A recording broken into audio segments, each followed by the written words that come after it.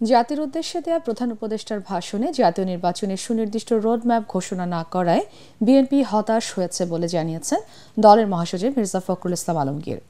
মহান স্বাধীনতা দিবসে দলের প্রতিষ্ঠাতা জিয়াউর রহমানের সমাধিতে শ্রদ্ধা জানিয়ে তিনি বলেন, সম্ভাব্য সময় হিসেবে ডিসেম্বর থেকে জুনের যে কথা বলা হয়েছে তা কোনোভাবেই রোডম্যাপ হতে পারে না। বিএনপি মহাসচিব বলেন, নির্বাচনের সুস্পষ্ট ঘোষণা ও দ্রুত জাতীয় নির্বাচন ছাড়া দেশে যে সংকট সৃষ্টি হচ্ছে তার সমাধান সম্ভব নয়। রিপোর্ট মইনুল আহসানের।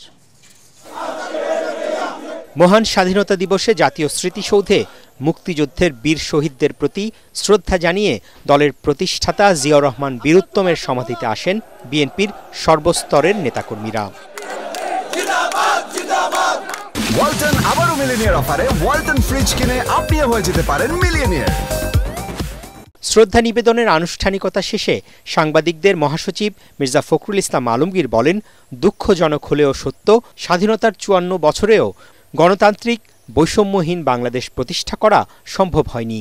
লক্ষ্যকে সামনে নিয়ে, আশা আকাঙ্ক্ষাকে সামনে নিয়ে, চেতনাকে ধারণ করে আমরা যুদ্ধ করেছিলাম একটা স্বাধীন, একটা মুক্ত, স্বাধীন সার্বভৌম গণতান্ত্রিক বাংলাদেশ। সেই বাংলাদেশ আমরা এখন পর্যন্ত পুরোপুরি অর্জন করতে সক্ষম।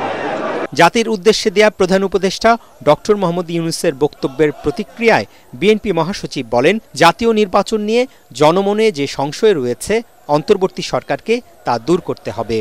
আমি অত্যন্ত হতাশ হয়েছি যে গতকাল প্রধান উপদেষ্টা যে বক্তব্য রেখেছেন সেই বক্তব্যে তিনি সেই রোড ম্যাপের কথা বলেন। ডিসেম্বর থেকে জুন ৬ মাস, সুতরাং এটা কোনো রোড ম্যাপ দেওয়া হয়নি।